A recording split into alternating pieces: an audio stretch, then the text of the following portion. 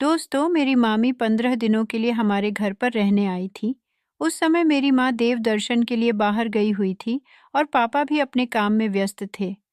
उस दौरान मैं मामी के साथ घर पर अकेला था। मामी की सुंदरता मेरी आंखों में बस गई थी। एक दिन रात में मुझे अपने शरीर पर किसी का हाथ महसूस हुआ। जब मैंने उठकर देखा तो मामी मेरे बगल में बहुत छोटे कपड़े पहनकर सोई हुई थी। मामी ने मेरा हाथ पकड़कर कहा, भांजे, मुझे आज तक तुम्हारे मामा में जो ताकत महसूस नहीं हुई, वह मुझे तुम्हारे अंदर महसूस हो रही है।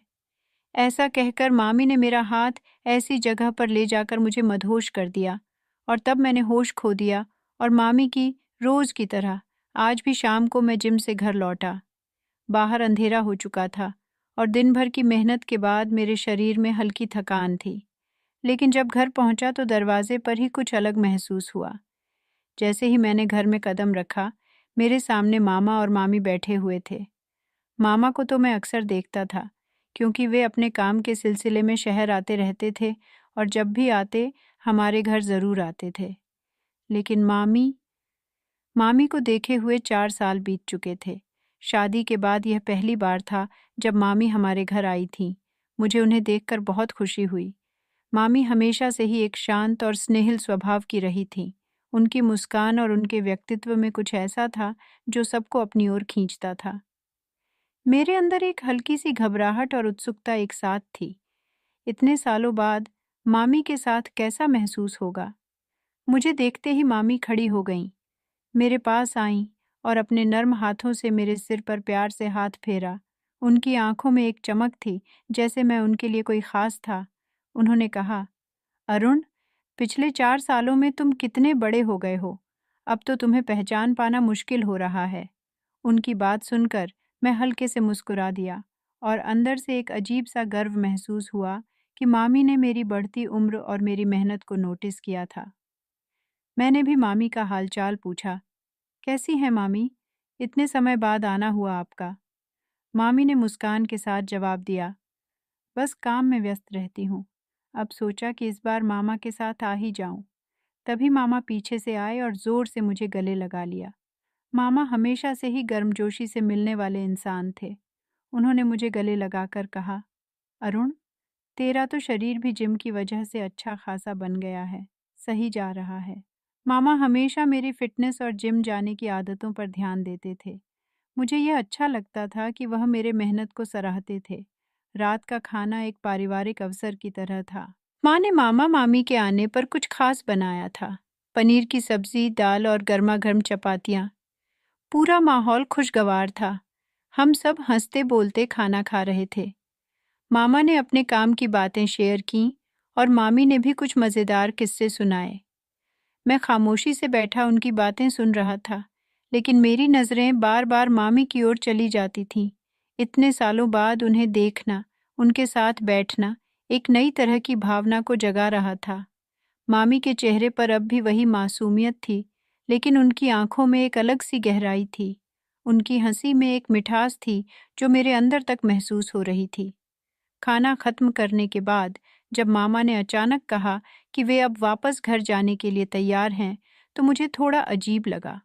मैं उम्मीद कर रहा था कि मामा और मामी कम से कम 1-2 दिन तो हमारे साथ रुकेंगे, लेकिन मामा ने जाने की तैयारी कर ली। मामा, इतनी जल्दी क्यों जा रहे हो? मैंने उत्सुकता से पूछा। मामा ने हंसते हुए कहा, काम है भांजे, कल सुबह ऑफिस में मीटिंग है, इसलिए वापस जाना ज़रूरी है। मुझे थोड़ी निराशा हुई, लेकिन मैंने ज़्यादा कुछ नहीं कहा। फिर मामा मामी से बोले, तुम यहीं रुक जाओ, मैं चला जाता हूँ। मामी ने भी बिना कोई बहस किए हामी भर दी। अब माहौल और भी दिलचस्प हो गया था। मामा जा रहे थे, लेकिन मामी रुकने वाली थीं। मैं कुछ समझ नहीं पा रहा था, लेकिन कहीं न कहीं यह अच्छा भी लग रहा था। हम सब मामा को उनकी गाड़ी तक छोड़ने गए। मामा ने मुझे फिर से गले लगाया और कहा, अपना ध्यान रखना और मामी का ख्याल रखना। मैंने हंसते हुए कहा, बिल्कुल मामा।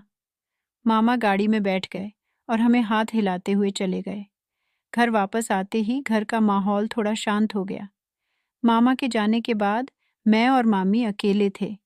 मामी ने कहा, अरुण, तुम तो अब बड़े हो गए हो। पहले तो जब भी आती थी तुम छोटे बच्चे की तरह इधर उधर भागते रहते थे। अब तो बिल्कुल शांत और समझदार दिखते हो। मैं हंसते हुए बोला। वक्त के साथ सब बदल जाता है मामी। मामी ने मेरी बात पर मुस्कान दी। रात को माँ मामी के साथ उनके कमरे में बैठकर बातें कर रही थी। तभी मैंने माँ को बाहर बुलाया और पूछा, मामी, अपने घर क्यों नहीं गई? क्या उन दोनों के बीच कुछ हुआ है? इस पर माँ ने कहा, नहीं रे अरुण, मामी की 15 दिन की इस शहर के डॉक्टर के पास ट्रीटमेंट है और अगले 15 दिन वह हमारे घर पर ही रहेंगी। ये तुम्हारे लिए खुशी की बात होगी, क्योंकि अब मैं अपनी सहेलियों के साथ जाने वाली थी। ऐसे में तुम्हारे खाने पीने की समस्या हो सकती थी, लेकिन अब तुम्हें कोई मेस ढूंढने की ज़रूरत नहीं है। तुम्हारी मामी घर के सारे काम कर लेंगी। माँ को यह ठीक लगा, इसीलिए मैं अपने कमरे में चला गया। मामी किस ट्रीटमेंट के लिए आई हैं, ये तो मैंने माँ से पूछा ही था। मामी के आने से पहले माँ का कॉलोनी की एक सहेली के साथ मंदिर दर्शन का कार्यक्रम तय हुआ था। उनकी यात्रा 2 दिन में होने वाली थी। अब कुछ दिन माँ घर पर नहीं थी और उन्होंने मामी को इस बारे में पहले ही बता दिया था। मामी ने कहा कि आप बेफिक्र होकर दर्शन करने जाएं। घर के सारे काम और अरुण दोनों का मैं अच्छे से ख्याल रखूंगी। दूसरे दिन तय योजना के अनुसार माँ अपनी सहेलियों के साथ देव दर्शन के लिए निकल गई। उनकी यात्रा पूरी 10 दिनों की थी। मेरे पिताजी भी उनके ट्रांसपोर्ट के बिजनेस के काम के लिए अक्सर बाहर रहते थे और वे भी कल सुबह ही शहर से बाहर गए थे। अब घर में मामी के साथ मैं अकेला था। माँ ने घर से निकलते ही मुझे 10 फोन किए थे। उन्हें मेरी बहुत चिंता हो रही थी। शाम को जब मैं घर आया तो अपना खाना बनाने के लिए किचन में जाने लगा। तभी मैंने देखा कि मामी किचन से मेरा खाना लेकर बाहर आ रही थी। रोज तो मैं खुद ही अपना खाना बनाता था। माँ कहती थी, तुझे अपने खाने वगैरह में मुझे बिल्कुल भी शामिल नहीं करना चाहिए। जो भी खाना हो तू खुद ही बना। रोज शाम को मैं 2 उबले हुए अंडे और भाप में पकी हुई दालें खाता था, लेकिन आज मामी ने मेरा खाना पहले ही बना दिया था। उस दिन पहली बार हमें तैयार खाना मिला था। मैंने मामी से पूछा, तुझे मेरे खाने के बारे में कैसे पता? इस पर वह बोली, मैं दोपहर में तेरी कमरे की सफाई करने गई थी। तब मैंने वहां पर तेरा खाना का पूरा चार्ट देखा, जिसमें किस दिन क्या खाना है सब कुछ लिखा हुआ था। मैंने कहा, वाह मामी, तुम तो बहुत ही होशियार निकली। ऐसा कहकर मैंने मामी को गले लगा लिया। मुझे तैयार किया हुआ खाना मिलने के कारण मैं खुश था। मुझे अंदाज़ा नहीं था कि मेरी अनजाने में दी गई गले लगने की प्रतिक्रिया मामी पर इस तरह का असर करेगी। जब मैंने मामी की तारीफ की तो वह मुस्कुरा दी। अगले 2 दिन भी ऐसे ही बीत गए। हर दिन मेरे व्यायाम के चार्ट को पढ़कर मामी मेरे लिए समय पर मील तैयार करती थी और मुझे सब कुछ सही समय पर मिल जाता था। शुरुआत के 3-4 दिन तो बहुत अच्छे से बीते। हर दिन जब मैं जिम से घर लौटता तो मामी मेरे लिए खाना तैयार रखती और मैं खाने के बाद आराम से अपने कमरे में चला जाता। घर में सन्नाटा था, लेकिन मामी की उपस्थिति से घर में एक अलग ही माहौल था। मामी हमेशा मुझसे मेरे दिन के बारे में पूछती, मेरा ख्याल रखती और जब भी ज़रूरत पड़ती मदद करने के लिए तैयार रहती। माँ की गैर मौजूदगी में मामी ने घर की पूरी जिम्मेदारी अपने कंधों पर ले ली थी। एक दिन जब मैं जिम से वापस आया तो देखा कि मामी बालकनी में खड़ी थी। मैंने उनसे पूछा, मामी, आप यहाँ क्या कर रही हो? वह हल्की सी मुस्कान के साथ बोली, बस यूं ही मौसम का आनंद ले रही थी। मैंने भी उनके पास जाकर खड़े होकर कुछ देर बातें की। मामी के साथ इस तरह बातें करना नया अनुभव था, क्योंकि इससे पहले कभी हमने इस तरह से खुलकर बातचीत नहीं की थी।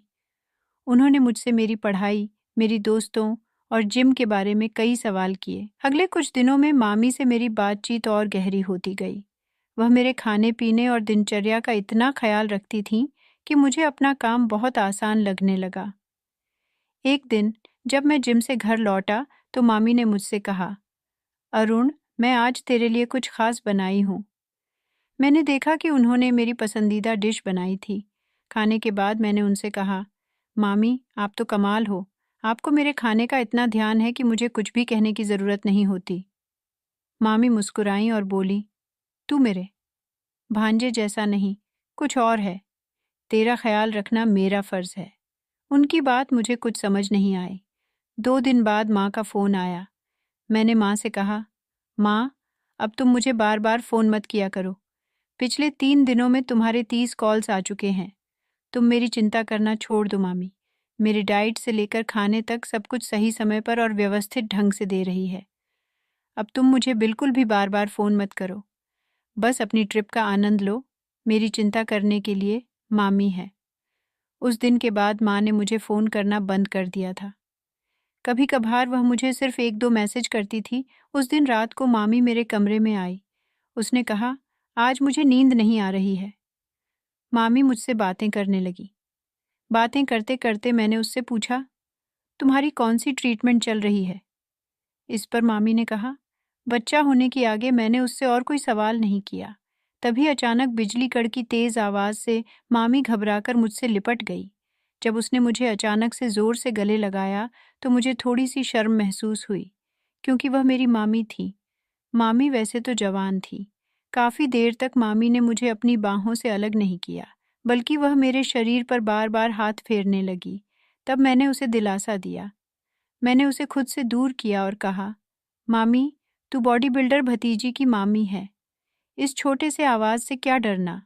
उसकी नज़र देखकर मुझे खुद ही शर्म आने लगी और मेरी नज़रें नीचे झुक गई। मैंने कहा कि मुझे बहुत नींद आ रही है और उसे भी जाकर उसके कमरे में सोने के लिए कहा। सुबह मैं अपने समय पर कॉलेज के लिए निकल गया। दोपहर में मामी अपने ट्रीटमेंट के लिए जाती थी। उस दिन रात को जब मैं अपने कमरे की लाइट बंद करने वाला था, तभी जोर जोर से मेरे कमरे का दरवाज़ा खटखटाया गया। दरवाज़ा खोलते ही मामी सामने खड़ी थी। वह घबराई हुई हालत में मेरे कमरे में दौड़ती हुई आई। मुझे देखते ही मामी ने मुझे जोर से गले लगा लिया। वह मुझसे बहुत ही ज्यादा लिपट गई थी। अब तो बिजली कड़कने की आवाज़ भी नहीं आई थी।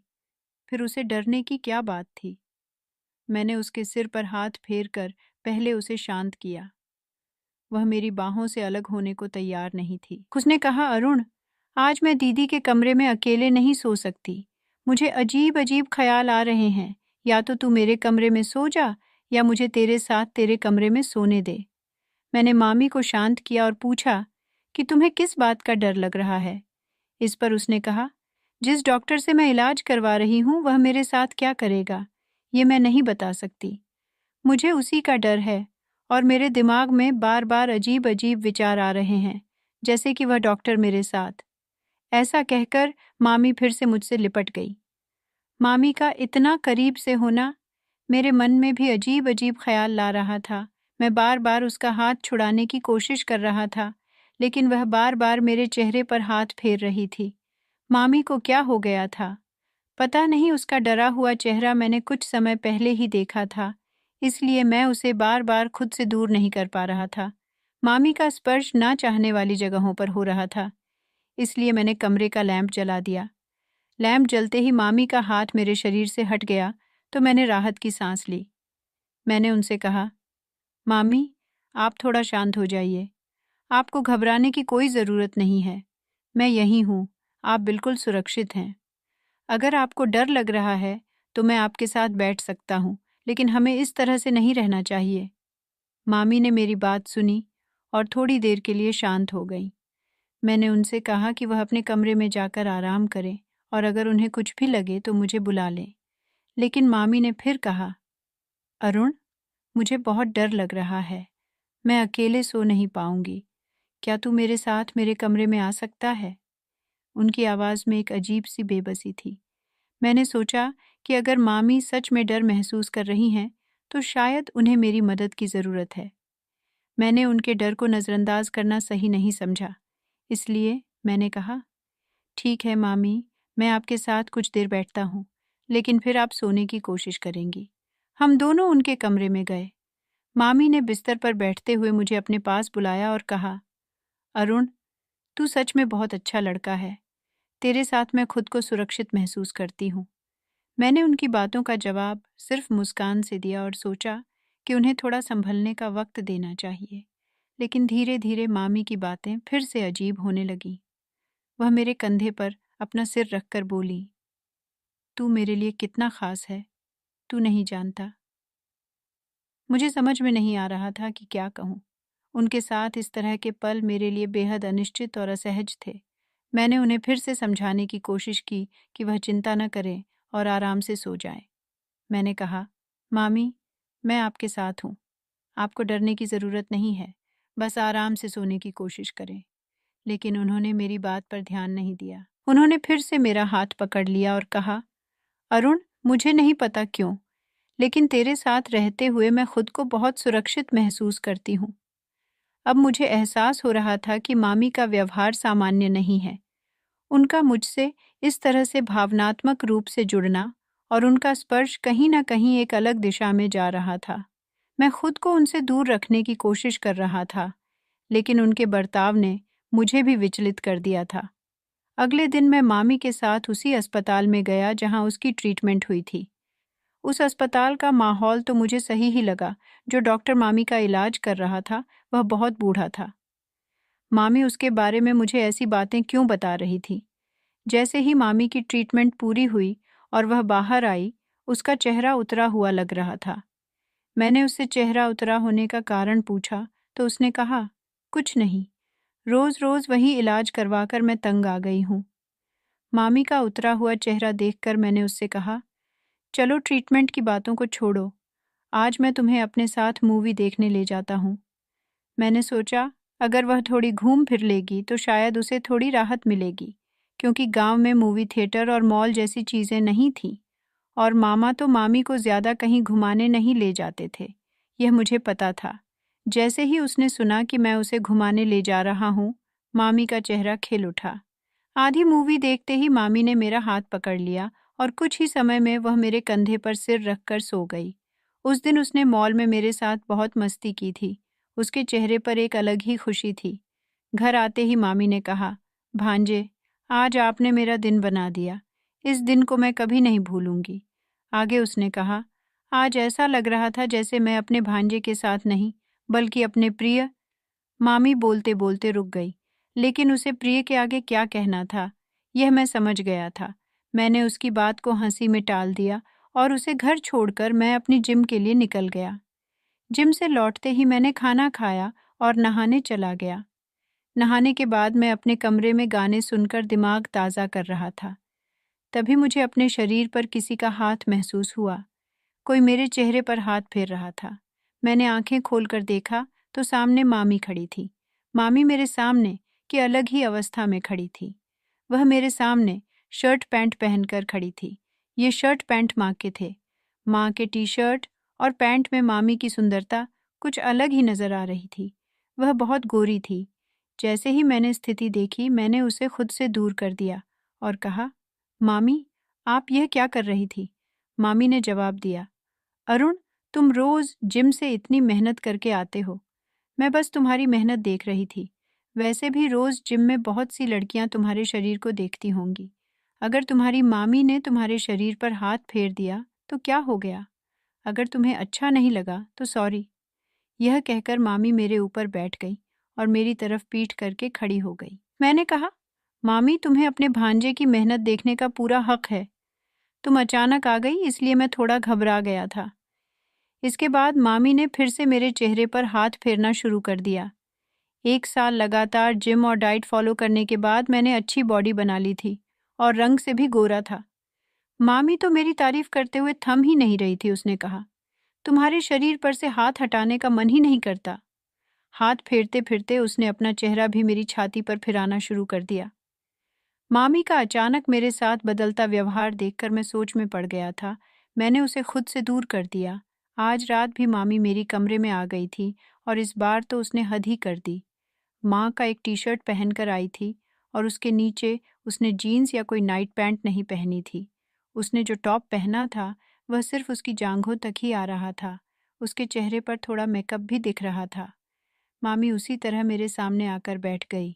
मैंने उससे पूछा, तुम कहाँ जाने की तैयारी कर रही हो? इस पर उसने कहा, अरुण, तुम्हें हर बात सिखानी पड़ेगी क्या? मामी ने कहा, अरुण, मेरा मतलब था कि मुझे बहुत गर्मी लग रही है, इसीलिए मैंने यह छोटे कपड़े पहन रखे हैं। मैंने सुना है कि शहर में औरतें रात को सोने से पहले मेकअप करती हैं, तो मैंने आज वहीं ट्राई किया। वैसे भी कुछ दिनों में मुझे अपने ससुराल जाना पड़ेगा। वहाँ मुझे घर में गाउन पहनने की इजाज़त नहीं होगी। अगर मैं अभी अपनी यह इच्छाएं पूरी नहीं करूंगी तो कब करूंगी? बोलते बोलते मामी ने मेरा हाथ अपने हाथ में ले लिया और पूछा, अरुण, तुम्हें मैं कैसी लगती हूँ? मैंने सीधे तौर पर कहा, तुम तो बहुत ही खूबसूरत हो। मैंने उसे सुंदर क्या कहा, वह तुरंत ही मेरी ओर खिसक कर बैठ गई। मामी का बर्ताव अब मुझे थोड़ा अजीब लगने लगा था। उसे उसकी कमरे में जाकर सोने के लिए कहा तो उसने कहा कि उसे अकेले सोने की आदत नहीं है और अकेले सोने में उसे डर लगता है। ऐसा कहकर वह मेरे ही कमरे में सो गई। जब से मामी मेरे कमरे में सोने लगी थी तब से रात को मैं ठीक से सो नहीं पाया था। उस रात भी मामी ने नींद में बड़बड़ाना शुरू किया और मेरा हाथ पकड़ लिया। मेरा हाथ पकड़कर वह मुझे अपनी ओर खींचने लगी। तब मुझे गुस्सा आने लगा क्योंकि उसकी वजह से मेरी नींद नहीं हो पा रही थी। गुस्से में मैंने उसका हाथ झटक कर बिस्तर से उठ गया और फर्श पर बिस्तर लगाकर सो गया। फर्श पर रात भर मुझे नींद ही नहीं आई। यह सब और कितने दिन चलेगा? मुझे कुछ समझ नहीं आ रहा था। अब तो मुझे ऐसा लगने लगा था कि मामी जल्दी से जल्दी अपने घर चली जाए, क्योंकि दिन बदन उसकी नज़र मुझ पर टेढ़ी होती जा रही थी। अगले दिन दोपहर के 12 बजे मैं सोकर उठा। तैयार होकर जब मैं कमरे से बाहर आया तो बाहर पापा दिखे। मुझे देखते ही पापा बोले, अरुण उठ गया, तू आज उठने में इतनी देर कैसे हो गई? मैंने मामी के बारे में पापा के सामने कोई शिकायत नहीं की थी। मैंने उनसे झूठ बोल दिया कि रात को मैं मूवी देख रहा था, इसलिए देर से सोया। पापा ने कहा, ठीक है, और खाना खाते ही वे अपने कमरे में आराम करने चले गए। पापा के घर आ जाने से मुझे थोड़ी राहत मिली थी। पापा अपने कमरे में आराम करने चले गए। तभी मामी ने मेरा हाथ पकड़कर मुझे खाने के लिए बिठाया। वह मुझे इस तरह से खाना परोस रही थी जैसे वह मेरी नई नवेली दुल्हन हो। मैंने सिर झुकाकर जैसे तैसे खाना खाया। उस रात मुझे अच्छी नींद आई। क्योंकि पापा घर पर थे, इसलिए मामी मेरे कमरे में नहीं आई। रात को पापा मेरे कमरे में सोए थे। अगले दिन नाश्ता होते ही पापा अपने काम पर जाने के लिए निकल गए। जाते समय पापा ने कहा, अब मैं 4 दिन बाद ही घर लौटूंगा। मतलब पापा सिर्फ एक दिन के लिए घर आए थे? पापा अब 4 दिन तक घर नहीं रहेंगे? यह सुनकर मामी के चेहरे के हाव भाव अचानक बदल गए। वह मुझे अचानक से एक हंसी नजरों से देखने लगी। पापा के जाते ही मैं भी अपना सामान समेटने के लिए अपने कमरे में चला गया। सब कुछ समेटकर जब मैं हॉल में आया तो मैंने एक ही जूता पहना हुआ था। तभी मामी के चिल्लाने की आवाज़ सुनाई देने लगी। उनके चिल्लाने की आवाज़ से मैं दौड़ता हुआ वहां गया। वह माँ के कमरे के बाथरूम में नहा रही थी और अंदर से कह रही थी, अरुण, गर्म पानी का गीज़र लीक हो गया है। यहाँ चारों तरफ पानी ही पानी है। गीज़र के गर्म पानी में मुझे बहुत जलन हो रही है। अरुण, जल्दी अंदर आकर मुझे बचाओ। वह बार बार यही कह रही थी। उनके इलाज के अभी कुछ दिन बाकी थे, इसलिए मैं उन्हें कुछ न हो जाए, इस डर से मैं बहुत घबरा गया था। तब मैं सीधा उनके बाथरूम में घुस गया। जैसे ही मैं बाथरूम में गया, वहां ना तो मुझे गर्म पानी की भाप दिखी और ना ही गीज़र लीक होता नजर आया। वहां मुझे वह सब दिखा जो मुझे नहीं देखना चाहिए था। मामी मुझे उस हालत में दिखी जिस हालत में उन्हें नहीं दिखना चाहिए था। वह मेरे सामने बिना कपड़ों के खड़ी थी। मैंने तभी अपनी आंखें बंद कर ली और मामी से कहा, मामी, तो तुम ये अजीब हरकत क्यों कर रही हो? मैं पीछे मुड़कर बाहर जाने लगा। तभी वह मुझसे लिपट गई। मैंने कहा, मामी, मुझे जल्दी से जल्दी छोड़ दो, मुझे यहाँ से बाहर जाने दो। मैंने इतना कहने के बावजूद मामी मुझे छोड़ने को तैयार नहीं थी। तब मैंने कहा, अगर तुमने मुझे अभी नहीं छोड़ा तो मैं माँ को फ़ोन करके सब कुछ बता दूंगा। माँ का नाम लेते ही मामी मुझसे दूर हो गई और कहने लगी, अरुण, प्लीज़ ताई को कुछ मत बताना। और वह मुझसे विनती करने लगी। मैं बाथरूम से बाहर आया तो मामी भी मेरे पीछे पीछे बाहर आ गई। वह मेरे सामने सिर्फ एक रुमाल लपेट कर खड़ी थी। मैंने उसकी तरफ ना देखकर दूसरी दिशा में मुंह मोड़ लिया। मामी ने कहा कि वह मेरे साथ समय बिताना चाहती है और फिर मुझसे लिपटने लगी। मामी की मुझ पर गलत नज़र थी। यह उसके व्यवहार से मुझे समझ में आ रहा था। अब तो उसने साफ साफ सब कुछ कह ही दिया था। मामी की सुंदरता देखकर मैं अपना होश नहीं खो बैठा था। भले ही वह कितनी भी सुंदर हो, लेकिन मुझे अच्छे से पता था कि मेरा और उसका क्या रिश्ता है। मैंने उससे कहा, मामी, मैं तुम्हारा भांजा हूँ। तुम जो कह रही हो क्या तुम्हें समझ में आ रहा है? अरुण, तुम मेरी बात को मजाक में मत लो। मैं जो कुछ भी कह रही हूँ वह पूरी होश में कह रही हूँ। बस कुछ रातें मेरे साथ बिता दो, यही मेरी एकमात्र इच्छा है। एक बार अगर मैं गर्भवती हो गई तो मैं खुद ही तुम्हारे पास नहीं आऊंगी। यह कहते हुए मामी रोने लगी। उसके बाद से मुझे समझ में आ गया कि वह किसी और कारण से मुझसे नज़दीकी बढ़ाने की कोशिश कर रही है। मैंने उससे कहा, मामी पहले पूरे कपड़े पहन लो और फिर मुझसे बात करो। और मैं उसके कमरे से बाहर निकल गया। जैसे ही मैं बाहर आया, मेरे मन में मामी की बातों का साया तैरने लगा। मैंने अपने दिमाग को समझाने की कोशिश की कि यह सब मुझे किसी बुरे सपने की तरह लग रहा है। मामी के व्यवहार ने मुझे बहुत परेशान कर दिया था। मुझे यह समझ में नहीं आ रहा था कि वह क्यों इस हद तक जा रही है।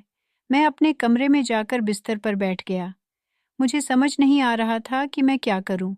एक ओर मामी का आकर्षण और सुंदरता मुझे खींच रही थी, लेकिन दूसरी ओर मेरा दिल यह महसूस कर रहा था कि हमें इस रिश्ते को हमेशा के लिए सीमित रखना चाहिए। कुछ समय बाद मैंने फैसला किया कि मुझे मामी से साफ साफ बात करनी होगी। कुछ समय बाद मामी साड़ी पहनकर मेरे कमरे में आई। इस बार भी उसकी आंखों में आंसू थे। मैंने उससे कहा, मामी मुझे कभी कभी भी यह ख्याल नहीं आया था कि तुम्हारी नज़र मुझ पर फिरेगी, लेकिन तुम्हारी बातों से मुझे यह समझ में आ रहा कि तुम्हें किसी और कारण से मेरे साथ समय बिताना है। असली कारण क्या है वह मुझे बताओ। तब वह रोते हुए बोलने लगी, 2 साल से मैं बच्चा होने के लिए इलाज करा रही हूँ। ना जाने कितनी गलत दवाइयाँ और इंजेक्शन ले चुकी हूँ। मैं तंग आ गई हूँ। अब 15 दिन की एक और ट्रीटमेंट के लिए मैं शहर आई हूँ। देखते देखते 1 हफ्ता बीत गया और अब मुझे यह अच्छे से समझ में आ गया है कि इस 15 दिन की ट्रीटमेंट का भी कोई फ़ायदा नहीं होगा। ससुराल जाकर मुझे अपनी सास की बातें नहीं सुननी है। पिछले 15 दिनों की ट्रीटमेंट का मुझ पर कोई असर नहीं हुआ है। इसीलिए सासू माँ कह रही है कि वे तुम्हारे मामा का दूसरा विवाह करवाएंगे।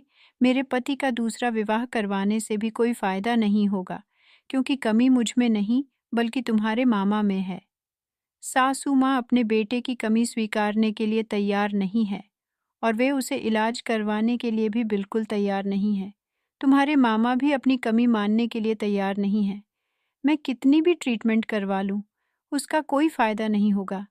यह मुझे अच्छी तरह से पता है, लेकिन सासू माँ मेरी एक नहीं सुनती। तुम्हारे मामा से तो मुझे संतान नहीं हो सकती, इसीलिए मैं तुम्हारे साथ संबंध बनाकर गर्भवती होने की सोच रही थी, ताकि ससुराल में जाकर मुझे ना किसी की बातें सुननी पड़े और ना ही मुझ पर बांझ होने का आरोप लगे। मैंने मामी का दुख समझा और मैंने कहा, मामी, तुम्हें मेरे साथ या किसी और के साथ संबंध बनाने की ज़रूरत नहीं है। मैं माँ पापा से कहकर मामा और दादी को समझाने की कोशिश करूँगा। माँ तो घर में सबकी लाडली है। दादी और मामा उसकी बात ज़रूर मानेंगे। बिना किसी दोष के तुम पिछले 2 साल से यह सब सहन कर रही हो, लेकिन अब नहीं। मैंने मामी से वादा किया कि उसने मेरे साथ जो कुछ भी किया वह मैं माँ या पापा या किसी और को नहीं बताऊंगा। केवल उसकी समस्या ही माँ के सामने रखूंगा। अगले 2-3 दिनों बाद माँ घर आई। मैंने माँ को सारी बात बता दी। जिस दिन मामा मामी को वापस गांव ले जाने के लिए आया, उस दिन माँ पापा ने मामा को समझाया। दादी को भी मामा के साथ लाया गया था। दादी को भी समझ में आ गया कि मामी के साथ क्या दुर्व्यवहार हो रहा था। जब मामा का चेकअप किया गया तो रिपोर्ट में पता चला कि कमी मामी में नहीं बल्कि मामा में थी। उस दिन के बाद मामा का इलाज शुरू हुआ। 1 महीने के बाद मामा की समस्या भी खत्म हो गई और कुछ दिनों बाद मामा मामी ने हमें खुशखबरी दी। इस तरह मामी और मामा का परिवार बड़ा हुआ और मैं जानता था कि उन्होंने कठिनाइयों को पार करके अपने रिश्ते को और भी मजबूत बनाया। ये कहानी मेरे लिए एक सीख बन गई कि हमें एक दूसरे का साथ देना चाहिए, चाहे परिस्थितियाँ कैसी भी हों। दोस्तों, हर बार महिला में कमी नहीं होती है, कभी कभी पुरुष में भी कुछ समस्याएं होती हैं। इसे समय पर समझकर एक दूसरे पर दोष डालने के बजाय उन समस्याओं का इलाज कराना चाहिए। दोस्तों, यह कहानी पसंद आई हो तो वीडियो को लाइक, चैनल सब्सक्राइब करके घंटी को प्रेस करें, ताकि जब भी वीडियो डालें नोटिफिकेशन सबसे पहले आपको मिले। मिलते हैं अगले वीडियो में। धन्यवाद।